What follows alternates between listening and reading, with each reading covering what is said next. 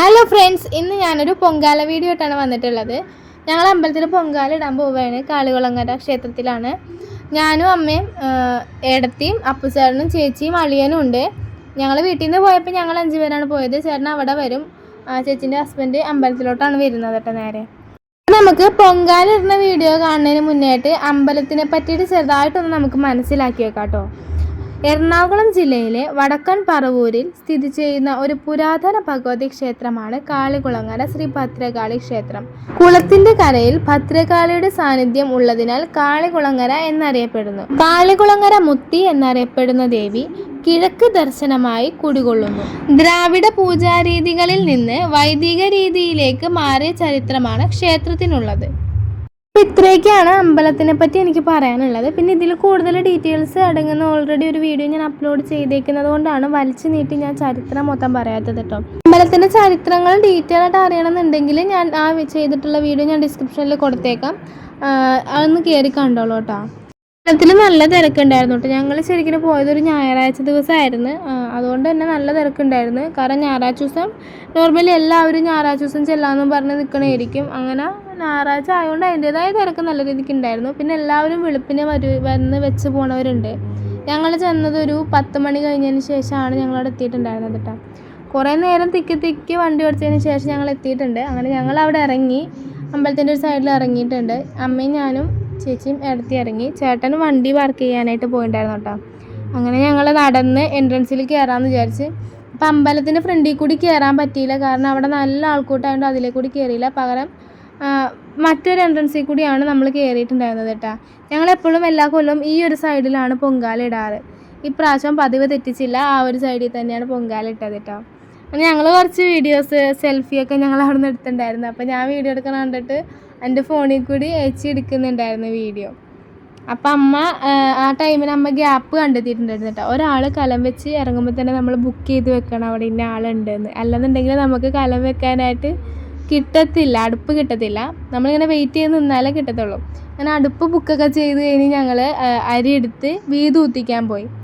നമ്മൾ വീത് ഊത്തിച്ചിട്ടാണ് നമ്മൾ അടുപ്പത്ത് കഞ്ഞി വെക്കുന്നത്.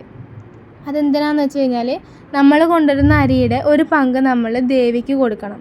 അതിനാണ് വീത് ഊത്തിക്കുക എന്ന് പറയുക. അപ്പോൾ നമ്മൾ കലത്തിൽ അരി ഇട്ടിട്ട് പോകും. അമ്പലത്തിൻ്റെ അകത്ത് കയറുമ്പോൾ ഒരു പിടി അരി അവർ ദേവിക്ക് മാറ്റും. അത് കഴിഞ്ഞിട്ട് നമുക്ക് അരി കഴുകി തീർത്ഥം വെള്ളം എടുത്തിട്ട് ആ വെള്ളത്തിലാണ് നമ്മൾ കലം വെക്കുന്നത് കേട്ടോ. അങ്ങനെ അവിടെ നിന്ന് തന്നെ അരി കഴുകിയിട്ട് തീർത്ഥം വെള്ളം എടുക്കാൻ നിൽക്കുകയാണ്. അവിടെ നിന്ന് വെള്ളം എടുത്തിട്ടാണ് നമ്മൾ കലം വെക്കാൻ ചെന്നിട്ടുണ്ടായിരുന്നത്. അങ്ങനെ ഓൾറെഡി ഞങ്ങൾ ഇവിടെ വെച്ച് കലം വെച്ച് കഴിഞ്ഞാൽ അധികം ടൈമൊന്നും എടുക്കില്ല. ഏറി വന്നാൽ ഒരു 10 മിനിറ്റ്, അതിനപ്പുറത്തേക്ക് പോവത്തില്ല. അതിക്ക് മുന്നേ നമ്മുടെ പായസം വെന്ത് കിട്ടും. നമ്മൾ ശരിക്കും ഒരുപാട് ചൂട്ട് വേണം കത്തിക്കാനായിട്ട് എന്നൊക്കെ അത്ര ഒന്നും വേണ്ടി വരത്തില്ല. കുറച്ച് ചൂട്ട് മാത്രമേ അവിടെ വേണ്ടി വരത്തുള്ളൂ. പെട്ടെന്ന് വെന്ത് കിട്ടും. പിന്നെ പുകട ഭയങ്കര ബുദ്ധിമുട്ടുണ്ടായിരുന്നു. മറ്റേ തെണ്ട് ഇടുന്നുണ്ട്. ഇവിടുത്തെ പ്രധാന നിവേദ്യമാണ് തെണ്ട്. അങ്ങനെ തെണ്ട് ഇടുന്നത് കൊണ്ട് തന്നെ നല്ലോണം പുക ഉണ്ടാകും. മണ്ണിൻ്റെ അടിയിൽ കുഴിച്ചിട്ടിട്ടാണ് ഈ തെണ്ട് ഉണ്ടാക്കുന്നത്. ഞാൻ ആ ഒരു വീഡിയോ ഒക്കെ ഞാൻ ഓൾറെഡി മുന്നേ വീഡിയോ ഞാൻ ഇട്ടിട്ടുണ്ട് കേട്ടോ. അപ്പോൾ ഒന്നൊക്കെ ആയിട്ട് കണ്ടോളൂ. അങ്ങനെ നമ്മൾ കഞ്ഞി ഏകദേശം തിളക്കാനൊക്കെ ആയിട്ടുണ്ട്. അമ്മ അപ്പോൾ ശർക്കര നമ്മൾ വീട്ടിൽ നിന്ന് ഇത് സെറ്റ് ചെയ്ത് നമ്മൾ വീട്ടിൽ നിന്ന് കൊണ്ടുപോകും. ശർക്കര ഇടുന്നുണ്ട്. ഇത് കഴിഞ്ഞിട്ട് നന്നായിട്ട് ഇളക്കിയതിന് ശേഷം ചുക്കും ജീരകവും ഏലക്കായും ഇടിച്ച് പൊടിച്ചത് നമ്മൾ ഇടുന്നുണ്ട് കേട്ടോ.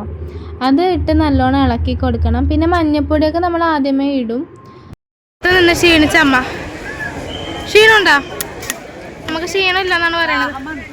ദാഹം മാത്രമേ ഉള്ളൂ.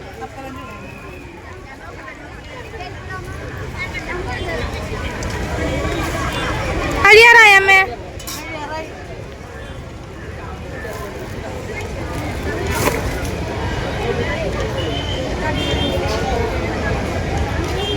അങ്ങനെ ഓൾമോസ്റ്റ് പായസം നമ്മുടെ റെഡി ആയതിന് ശേഷം നെയ്യ് കൂടി ഒഴിച്ചു കൊടുക്കുന്നുണ്ട്. നെയ്യും കൂടി ഒന്ന് ഒഴിച്ചു കൊടുത്ത് ജസ്റ്റ് ഒന്ന് ഇളക്കിയതിന് ശേഷം നമുക്ക് ഇറക്കി വെക്കാം കേട്ടോ.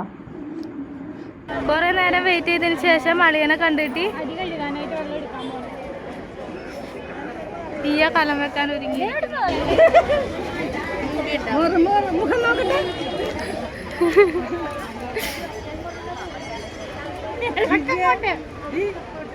ചേട്ടനും കൂടി നിന്നിട്ടുണ്ടായിരുന്നു കേട്ടോ. ചേച്ചി കലം വെക്കാനായിട്ട് കൂട്ടായിട്ട് ഇളക്കി കൊടുക്കാനൊക്കെ ആയിട്ട്. ഭയങ്കരമായിട്ട് പുക അടിക്കണോണ്ട് ചൂടടിക്കണോണ്ട് പിന്നെ ചേട്ടൻ മാറി. പിന്നെ അവർ കലം വെച്ച് കഴിയുന്നത് വരെ ഞാനും അപ്പുചാട്ടനും കൂടി ഒന്ന് ചുറ്റിയിട്ട് വരാമെന്ന് വിചാരിച്ചിട്ട് ഞങ്ങളൊന്ന് അമ്പലം മൊത്തത്തിലൊന്ന് നടന്ന് എന്ത് ജനത്തിരക്കാരെന്നറിയാം, തിങ്ങിയാണ് ഞങ്ങൾ പോയിട്ടുണ്ടായിരുന്നത്. അങ്ങനെ ഞങ്ങൾ അവിടെ നിന്ന് പിന്നെ നമ്മളിപ്പുറം എത്തിയിട്ടുണ്ട്. അങ്ങനെ കലം വെച്ച് കഴിഞ്ഞതിന് ശേഷം കുളത്തിൽ പോയി ഒന്ന് ഫ്രഷാവും, മുഖം ഒന്ന് കഴുകി കൈയും കാലൊക്കെ കഴുകും. പിന്നെ തല നനക്കൂട്ട. ഈ കുളത്തിൽ തല നനച്ചാൽ മുടി വളരും, മുടി കൊഴിച്ചിൽ മാറുമെന്നാണ് വിശ്വാസം. പിന്നെ കുളത്തിൽ പോയി കൈയും കാലൊക്കെ കഴുകി മുഖമൊക്കെ കഴുകിയതിന് ശേഷം നമ്മൾ അമ്പലത്തിൻ്റെ ഉള്ളിൽ കയറും. അമ്പലത്തിൻ്റെ അകത്തും കൂടി കയറി തൊഴുതിട്ടാണ് നമ്മൾ പിന്നെ ഇറങ്ങുന്നത് കേട്ടോ. അങ്ങനെ ഞങ്ങൾ അവിടെ നിന്ന് ഇറങ്ങിയിട്ടുണ്ട്. ഇനി പ്രത്യേകിച്ച് പരിപാടിയൊന്നുമില്ല. ഞങ്ങൾ കടയിലൊക്കെ കയറി ഇറങ്ങി നിരങ്ങി അതിൻ്റെ ഒന്നും വീഡിയോ എടുത്തില്ല. ഞങ്ങളുടേതായ കുറേ ടൈം സ്പെൻഡ് ചെയ്യുമായിരുന്നു. അങ്ങനെ ഞങ്ങൾ അവിടെ നിന്ന് ഇറങ്ങി തിരിച്ച് വീട്ടിലോട്ട് പോവുകയാണ്. അപ്പോൾ വീഡിയോ ഇഷ്ടപ്പെട്ടാൽ സപ്പോർട്ട് ചെയ്യണം. അടുത്ത വീഡിയോയിൽ അടുത്ത വിശേഷങ്ങളായിട്ട് വരുന്നത് വരെ ബൈ.